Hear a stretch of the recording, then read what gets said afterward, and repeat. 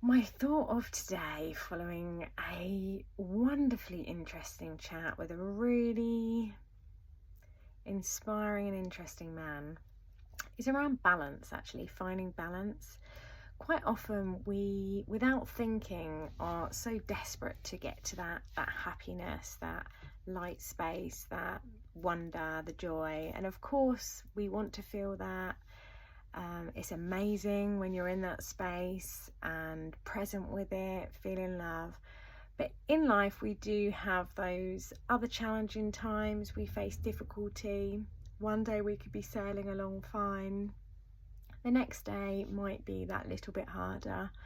And this is natural, really. And it's, I think, really important. The message that I'm trying to say, my thought, is that sometimes we are made to feel that it's not okay to be sad, or to not be okay, or to allow those tears out, to be angry, to experience suffering, for there to be unpleasant things that arise for us. But the thing is, with light there's dark, and love there's hate, and there's so much, but we balance through these things, and then we get the full experience. And when we're welcoming and accepting of this, things start dispersing, and you start to be freer from it all, but get all experiences.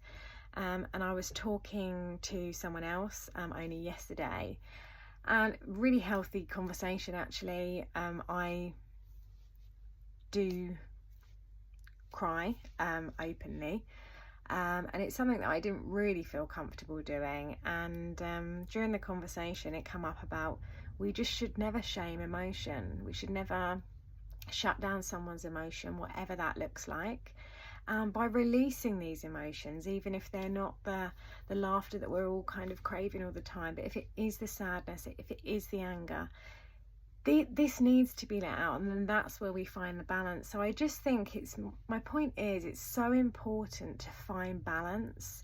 We can all go on our own journey, and even through my own exploration and learning and finding myself a little bit more sadness arises the more I find, along with more happiness, and that's okay. Like, welcoming it all in. And when you do start to find that deeper connection to who you are, sometimes you'll realize that things just don't fit, or you need to change certain things. That can bring sadness.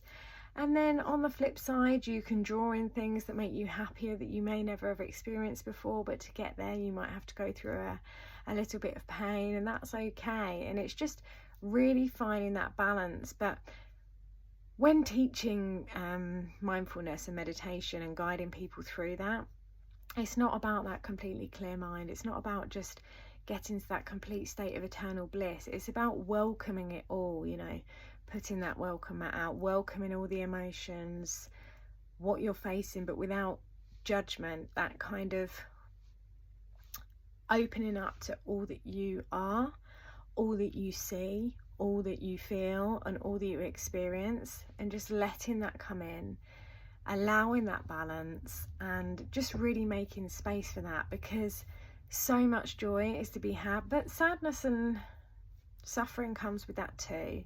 And welcoming it does bring the balance, and it makes way for less stored trauma. And it also relieves things like when we get addicted to certain behaviours to hide from the way we're feeling. So find a bit of balance, however that looks for you.